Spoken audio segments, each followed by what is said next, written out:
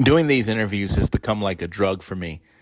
My dad was always a fan of anytime you don't learn something, that's a wasted day. Well, I'm not wasting days. I've interviewed a lot of different people, and I may not be learning a lesson that's going to help me in life on every interview, but I've been learning facts. Facts that I didn't know, and I consider myself pretty plugged in, tuned in, and I was there, but not like these guys or girls have been there. Speaking of somebody that was there before it got to be the quote-unquote glory days at Jefferson Forest, Anthony Poindexter had to learn from somebody, and that somebody was in his own house. John Poindexter joined me. John Poindexter went to Ferrum. He's coached at Northumberland, and now he's a coach on the staff of Mark Lunenburg at Brookville. John Poindexter tells us some stories, but I think he lays down a lot of good foundations, too, that younger kids could learn. Always give 100% is one thing that I took away from John in this one. But you might take away something different, and I will tell you something. There's a lot to take away. Once Bob Alvis learns how to balance some audio and fix audio issues, will be really good. But you'll be able to hear every single second of John Poindexter talking the good old days, and today as well, on the Sports Buffet podcast. A lot of people like it when we go back in time. Well, this is a pretty good person to go back in time with, Mr. John Poindexter. I'm not going to say the original Poindexter. No, definitely not the original. But it's one older than me. Talk about getting the work ethic from your dad. Oh, man, I mean, it started at a tiny age. Me and my brother both, we always had to work, whether we were in sports or not. And he always worked and still's working at 80. So, it's one of them things that we didn't know any different. And the expectation was to always work. So, and when you do it right. So, that's just the way we were brought up, and that's all we ever knew. I told you I wasn't going to ask you anything current, and I'm going to keep to that. But back when you were playing high school football, yeah, and if we go to now, talk about the differences in work ethic.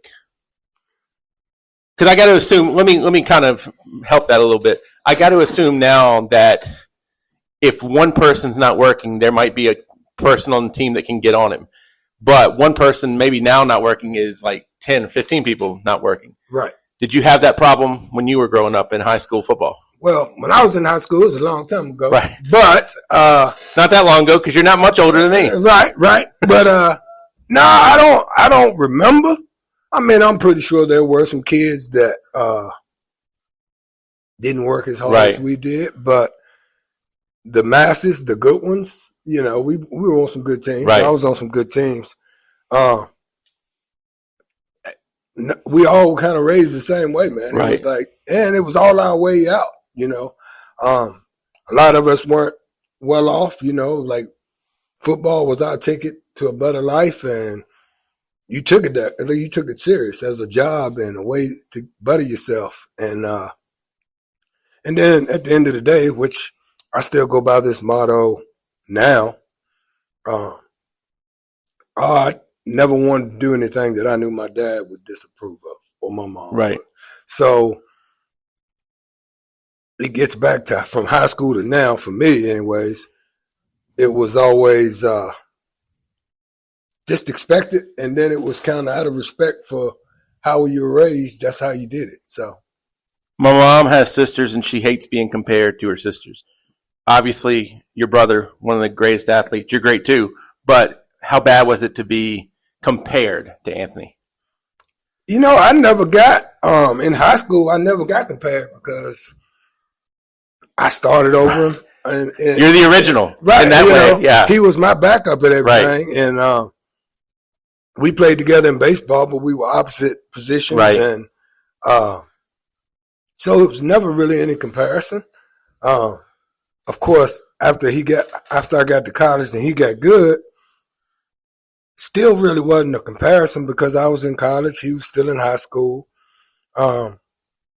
We did both play in college for a while together. Right. Like, obviously two different teams, but different levels, different positions. So we never, other than a little friendly trash talk about who was faster and all that, But don't introduce you as Anthony's brother. You're John. I got used to it now. Right, but you get where I'm going. You get where I'm going. And I love Anthony just as much as anybody. Yeah. That's not named Poindexter. Right. And, I don't think people might compare now just because he's a lot more well-known than me. But, I'm at the point in life and age old enough to where I let that stuff, it's more of a good thing than a bad thing, But if you see us, we're completely different sizes, and I was a receiver and he went to safety, and so you're the really good looking one. He's still trying to we look a little different. So surprisingly it wasn't as many comparisons as people might think it would be. Do people want Anthony Poindexter stories from you, or do you think the generation is so far away from him even that they don't know who he is in that way, if that makes sense? I don't think any of the young kids today really even know who he is. He's been here a couple of times to see me. Right. And now all the old head coaches know exactly who he is. Absolutely. And they have stories. Sure. And we'll share some stuff. But the kids, they just kind of, that's Poindexter's brother. Right. He's like my little brother to them because they don't know what he did or what he does. So I don't think they really know enough to even, ask a lot of questions. If I happen to give it up, like, hey, my brother was beast, he was pretty good. I've been around some good ones. They're like, what? No way. And they'll find some stuff every once in a while and I'll show them clips of different things just to kind of show them I know what it looks like. You know what I mean? Right. But now we're at Brookville, but more kids I think are going to know like a Logan Thomas from around here because he's more recent, right? And he played here than exactly another guy. Yeah. When you were playing in high school, the running quarterback wasn't really like it is now, right? No, it was.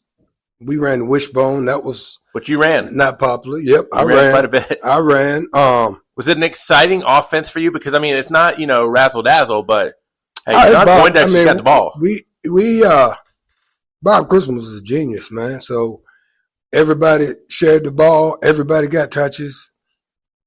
Everybody scored touchdowns. We were averaging 400 plus yards on the ground. So, and probably 30 points a game. So, now, were the running backs similar when you and Anthony were there? Because I know there was Billy Smith. Baron Sprinter was there, and Keith Enslow were there for me. Yeah. Okay. So, different styles, both definitely, but all tough guys. How good was Baron? Oh man, he's an unbelievable player. He was gifted, and he was. He obviously went to Tech on full scholarship, and ended up at Delaware State, I think, and had a pretty good career. And then actually we ended up coaching together for a while. I hired him as my defensive coordinator, but he was an unbelievable athlete, man. And I tell you, had he stuck with it, he was an unbelievable coach. He had a knack for it, and kids liked him. Talk a little bit about Keith Enslow too. I lost touch with Keith, a while back, as most high school friends do, but when we played together, man, he was like a brother, hard-nosed guy. We hung out just as much off the field as we did on the field. Underrated running back that people probably should know more about? He went to William & Mary, so, he didn't do too bad for himself. Of all the guys that were seniors on that team that were pretty good, I'd say I went to the least famous place and went D3 where Steve Jackson was on that team. He went to JMU. Spinner went to Tech. Jennings went to Tech. My brother went to UVA. All those guys were younger, but so I'm the only cat that kind of went D3, but a lot of that was due to my size anyway. So give me a name from that team that most people might not remember that you thought was really good. I'm not asking for the best. I'm just asking for somebody that was better than you would have thought. Or somebody that you may forget about now that you don't hear about. Oh, my goodness. Matt Andrusky comes to mind. He got a nephew here at the school. Ran the football too, if I'm not mistaken. Yep, he was a fullback on that team. Charles Taylor was another one. He was a junior on that team. Man, it's just, it just seemed like everybody could play back then. How much of a good thing was that? Because, a lot of people think about state titles. Well, you went to the first one at JF, if I remember correctly. Yeah, one of the first. One of the first, It was hadn't been done in a long time. Right, because I know the old Jefferson team from the 80s and so forth. But that first state championship, I want to say against Nottoway. Yep, if I'm not mistaken. Yep. What do you remember about that game? We were undefeated, man. Had just came off of a big win over Coach Lenneberg's Radford Bobcats in the semis, and so we were confident, man. You 13-0 going into the final game. Nobody's even came close to us, and I just remember going because we was on the road there, and it wasn't the most welcome environment. It wasn't no upscale facility to be in a state championship game. That was before they moved them to all these nice places now. Hostile crowd for sure. And I remember we came in and some of my teammates were scared to death because they had, it was definitely ethnically different. And, but I was like, man, we're good. We're going to win, I believe in what we're doing. And we came out and scored in 3 plays and like everything changed and we were all sky high at that point. And then they proceeded to just beat the stuffing out of us after that. So, humbling way to finish up your high school career. That was pretty good, but just us, that team, man. We were close. Was that the year that y'all played Brookville and Brookville got it like to the 1 and it was 4 plays? Yeah, that was right here on this very field that I coach on now. Got the old highlight video. Yeah, I did too. Matter of fact, but yeah, I mean, I just remember some of those memories from that team was.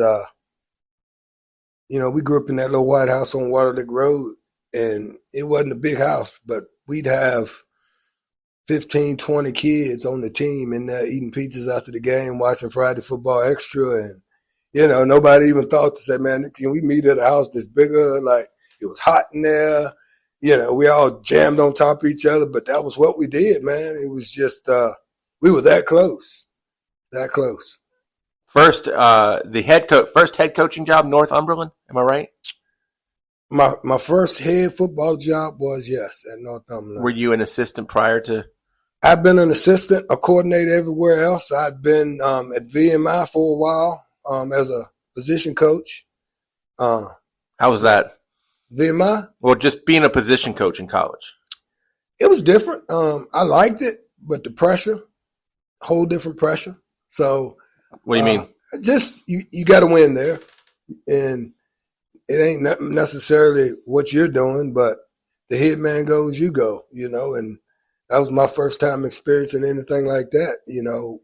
We had a winning season first year there, and we were the toast of the town, and then we had an over season where we didn't win a game, and it was ugly, and you didn't know if you were going to have a job the next morning. That pressure kind of weighed heavily on me, and then to have to sit in a staff meeting with that same pressure with your fellow coaches, and nobody wants to be that guy that's the reason we're losing. So it was just a different environment. When you're a position coach, how much do you have to recruit? Every coach has an area. You have a region, you have your in-state schools, you have your region in-state, then you have a complete out of state or 2 that you would be responsible for, and you kind of did it all yourself, So there are no such thing as recruiting coordinators really floating around at that point. Back then, you kind of had a point guy, but it was a lot of times the head coach that kind of, and then your offensive coordinator, we'd meet with different film of who we thought was worth going to get, and then we'd take it to the, team meeting, and as coaches, and everybody would look at it and see where these kids ranked, and then you based how much you recruited those areas based off of the talent and the need and who you thought you could get. So I like that part of it, the recruiting part. I'm not necessarily fond of the area I had at the time. I remember having Southwest Virginia, not a lot happening in Southwest Virginia at the time. And then I had the state of West Virginia and Pennsylvania.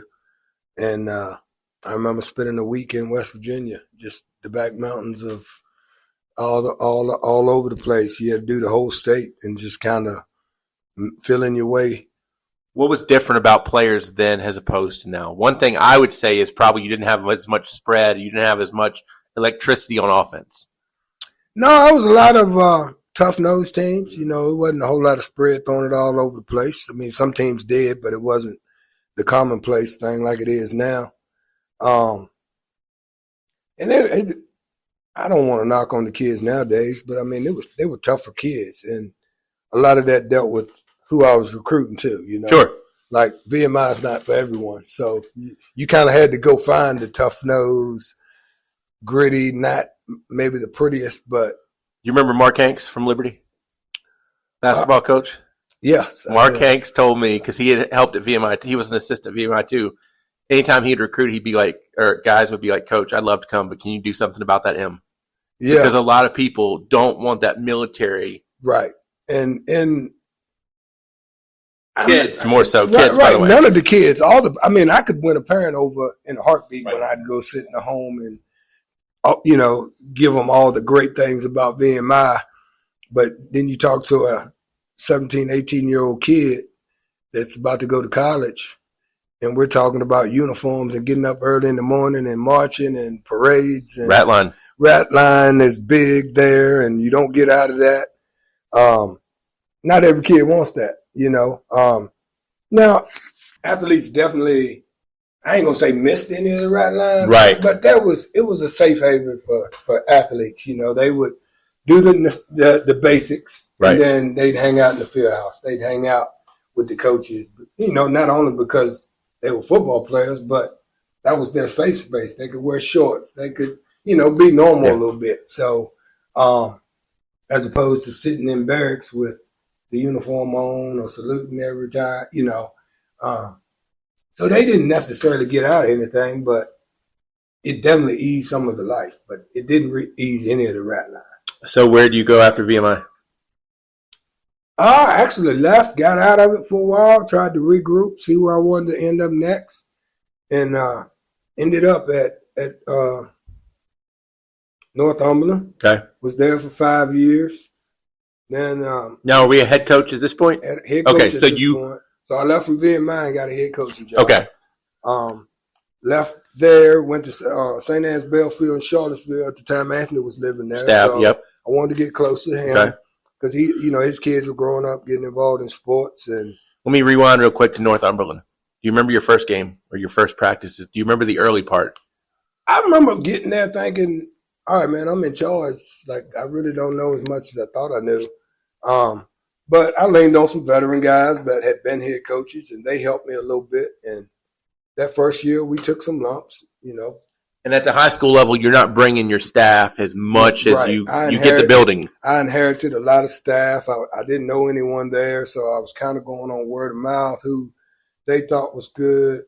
By the time I left there, I had developed my staff. I, you know, invited people in, brought in some people I knew, found some people in the area that believed in me and knew what I was about, and bought into that. So I never that I had a bad staff or anything. It was just, you know, they didn't know me from anything, and you're not just gonna go coach to be coaching with just anybody. So,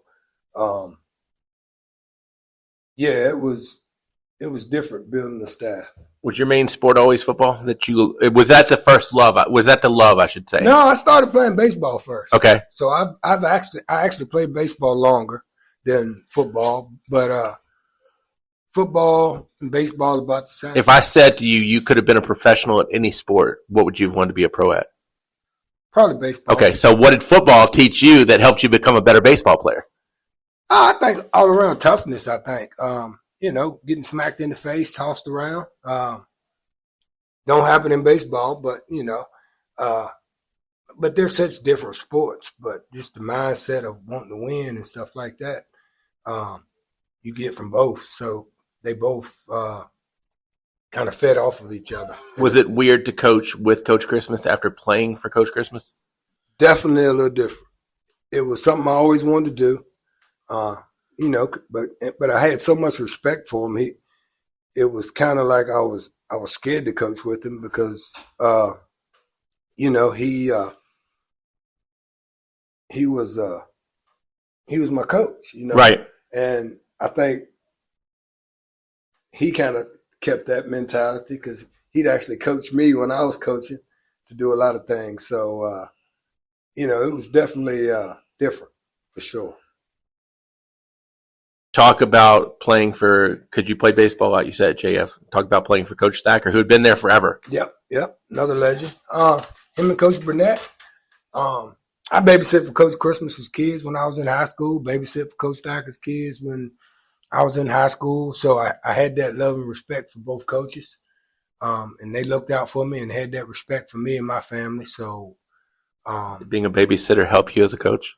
Did it help you down the road, you think? It could have, I guess. I don't know. I mean, at the time, it was just I was asked to do it, and right. Well, I know with the Thackers, you're babysitting probably Brendan and Graham. Yeah, they're boys. Yeah.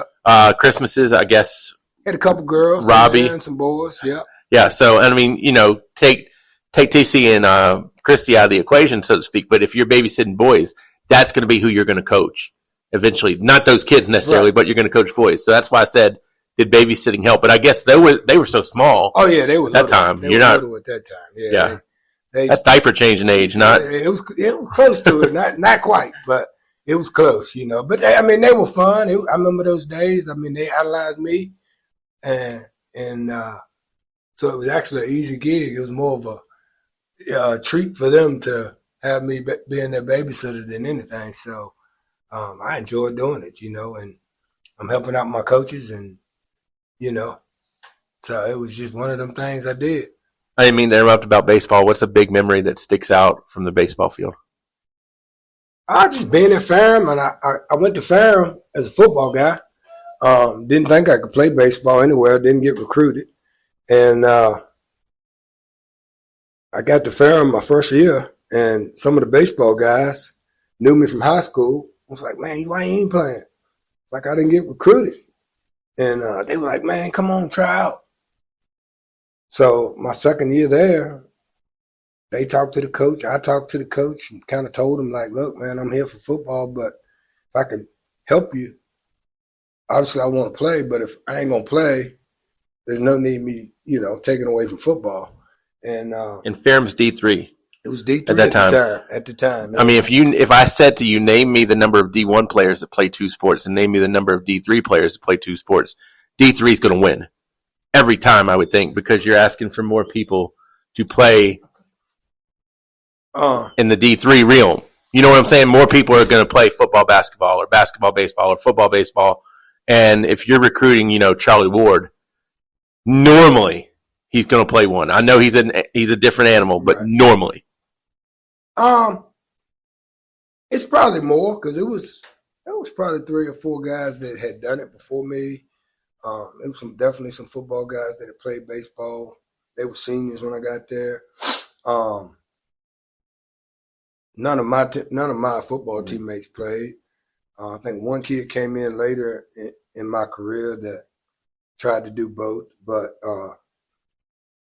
it was rare for D1 guys. I mean, Anthony went to UVA to play both and had some injuries that kept him from playing both, but UVA wasn't the powerhouse baseball that they are now, so it probably wasn't as a no-brainer. Right.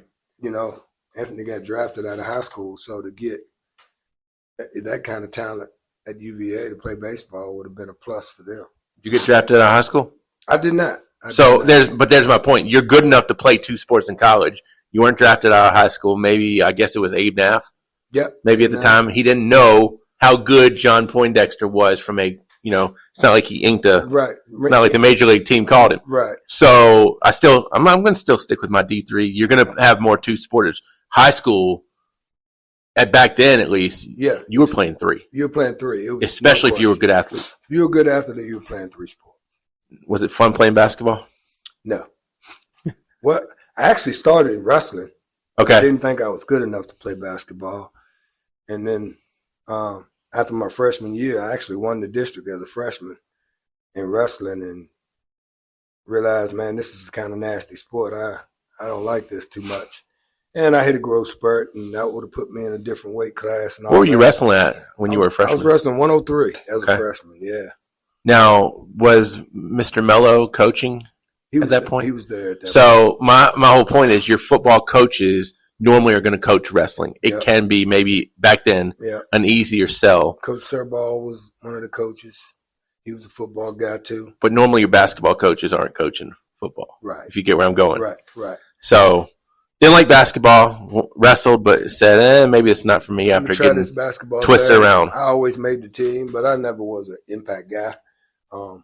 I played, but I wasn't like some of the other guys. It wasn't my sport, and everybody knew it. So I was just something to do until baseball season. And if you're rolled one of the around. best athletes in school, guess what? Come on down. Yeah, they'll find something. Come for on me to down. do. So I was a defensive specialist in basketball because I couldn't shoot. Could you have done track?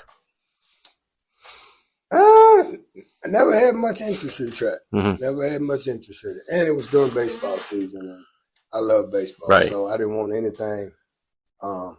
Nothing can mess up baseball. Yeah. Okay. I didn't let baseball mess up football, and I didn't let football mess up baseball. Because we're not going year round at that point. No. Maybe a few camps here and there, but not anything, not near What it is now. like it is now. As a coach, do you kind of push people to another sport after football's over with? Always. Do you say what's Anything. okay? Just stay active, Play as many as you can. right? And I think a lot of times, like we talked about when you're playing football to wrestling, now people have lacrosse, go play lacrosse, go run track. But was the encouragement there of, hey, play multiple sports from coaches that you remember back in the day? I think it was just expected. Right. Because you didn't, like I say, it wasn't year round. So once the season was over with, you were looking for something to do. How was it at Northumberland? Because that's a 1A, if I'm not mistaken, or 2A. They all played different sports. It was a smaller school, so. But there you have to. At JF, now you don't have to. Right. But I've probably been to 9, 10 different schools through my career. And, almost everywhere I went, guys played multiple sports. So it was just kind of commonplace. Where it's uncommon now, it was common then. do you call when you played the good old days?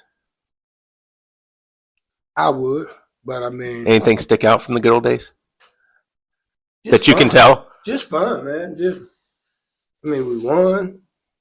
We had a good group of kids, good coaches. Some of the greatest I've ever, that's been in this area were my coaches. So, I ain't have much to complain about. What was your biggest thing that you practiced when you played baseball?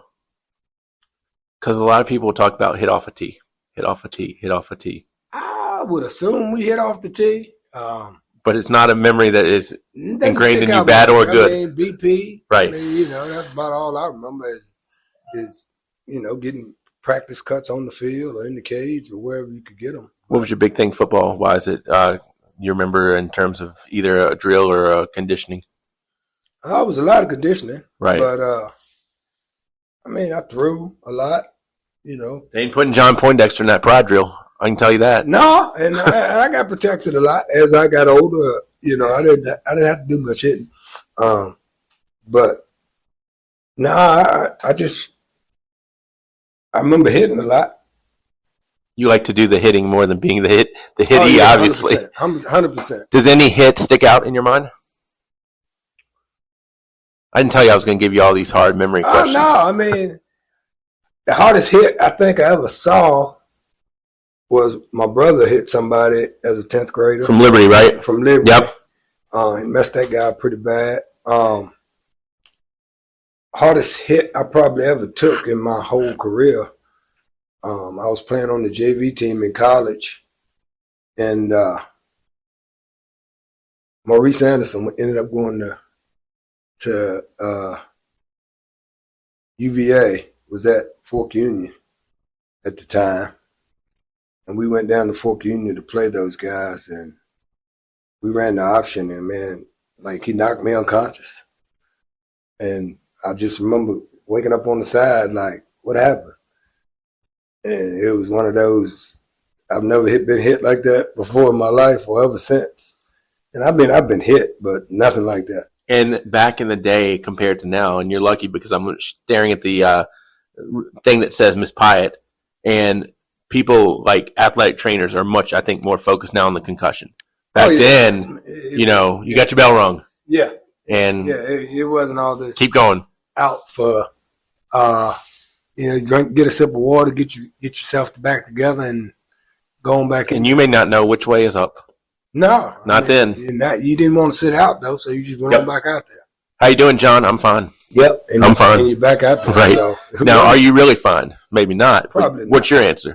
I'm fine. I'm fine because I want to play. I'm fine. I remember hearing a story about Anthony, and I'll ask you to compare it to your time. Of people would say, "Gosh, I have to go up against Anthony in his practice, and he's going full speed."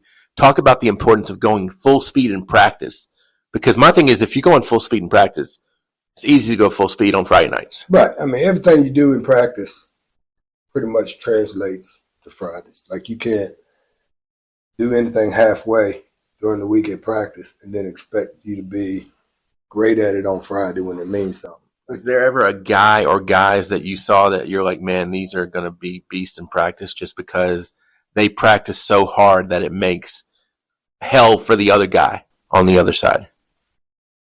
I'm pretty sure I have, but well, let's break it down. Scout teams. How important are scout teams? Oh man, they're just as important as your starters, because if you don't get a good look, then you're not practicing full speed, because scout ain't full speed or ain't showing you what the other team's going to be doing. So scout full speed is very important. I've seen it some, but the best, I guess, practice player, and I could be biased, obviously, would probably be my brother. I played with some good guys in college, and that were great practice guys too, but like to the level that he did it was different. Like, in the stories from everybody, from high school, from college, that dude just was full speed constantly. Like, it didn't matter if you weren't full speed and ready with him out there, he's gonna get hurt. So, he was definitely a full speed practice guy. Talk about the trip to Radford to play against Coach Lynn. Well, it'd be Coach Lindbergh's dad. You talked about your senior year. Coach, and Coach Lindbergh, actually that year, I think he was assistant at Brookville. Okay, because I remember Touchdown Tommy, Wayne Lindbergh, who was Coach Lindbergh's brother, was the quarterback on that team. And then we didn't really, our paths hadn't crossed quite yet, Right. You and Mark. Me and Mark, or Wayne and me, or Wayne and my brother, because, they ended up playing together at UVA. Right. Coaching together at UVA and a few other different places. So, over time, and then I, of course, end up coaching with Coach Lindbergh, Mark here. And then over the years of just being around ball and Lindbergh's parents and my parents, and we're all together, it was like that common thread that brought those two families together for lifetime friendships. But back to the Radford game. What does anything stick out specifically, or just the fact that just the amount of people that were there that came from Forest? And Forest, back when you were around, was not what Forest is now. I mean, where the big Kroger is and everything. Guess what? That wasn't there. It didn't. It was a little grocery store. The post office was still there, but that whole shopping center was about maybe a quarter. Yeah. So continue on. I just love telling these stories of what Forest looked like. I just remember being, and back then it felt like we were forever away going to Radford, and just remember getting there and just looking around and just seeing like our side just covered with JF people with signs and cheering for you, and and then of course Radford always had a great support with their program. So I mean, that place was more like a state championship game than a semifinal game. Was it just cold, or was it rainy, or was there some? It was just cold. Okay. Yeah, because I remember, and that's the game I could argue that put Forest really on a map. Yeah, because there were some players on that field. Yeah. And they did some pretty good things in college at the next level. So, it was just, and that was probably the closest game one of the closest games we played in all year. And the win there, hitting to the championship was just a special thing, man. You're a pretty cool cucumber. I don't think you get fanboyed a whole lot when you meet somebody. Was there anybody that you've ever met, whether it be through your talents or through hanging out with your brother, that you're like, wow, that's so and so? Surprisingly, no. I've met some very big name people. Been in the same room with them, hanging out with them. I remember when Anthony was with Baltimore, the Ravens. All the DBs would hang out, and like me and Rod Woodson are sitting beside each other, out just like the boys, man. Like, and I'm thinking, wow, life's pretty good, But I never got fanboyed though, because I guess for one, we weren't raised that way, and I respected those guys, but and then my brother being who he was, it was kind of came with the territory. So it was, you got accustomed to being around some big names. Even in Low Ferrum at the time, you had Chris Warren. He was around a lot, and he was in the NFL. And Billy Wagner was around a lot, and he was in the major leagues. And a lot of those guys that had played were, professionals. And so, I never wanted to be, and I wasn't raised that way either, but I never wanted to be that, like, cling on type. Did Ferrum take you back to Forest in the way of, it's not a lot to do in Rocky Mount, if I'm not mistaken either, and where Ferrum is? No. So did it kind of take you, why Ferrum? Was that a comfort factor? It was one of the few places that wanted me. I knew some guys there that were from the district, and they had a winning history, legendary coach, Coach Norton. So I was like, why not? That's, didn't have many options anyway. It was either that or walk on some at a big school and probably get lost in the shuffle. So I took a gamble on it. And was it the most exciting early on? No, but I remember calling home wanting to leave because I was like fourth on the depth chart at the time. And my dad was like, well, you can come home, but you're going to work. And I was like, well, maybe let me see how this thing works out, because I'm not trying to go home and work. So. And I think your parents did a good job, because what I heard that story is your dad is supporting the coach. Yeah. Nowadays, coach is an idiot. I just remember him saying, those guys know what they're doing. If you're good enough to play, you'll play. If not, you be a good teammate. Final thing, biggest thing that helped you from your playing career that has helped you as a coach or teacher or man? Just getting my degree, being able to play the sport. I think, and not that you have to play the sport to be a good coach at it, and not to say that I'm a good coach, but I think having played under some good coaches at high school and the collegiate level, having played with some good guys, you learn a lot from your coaches and your teammates. And, like I say, in all the years of coaching, I model my coaching.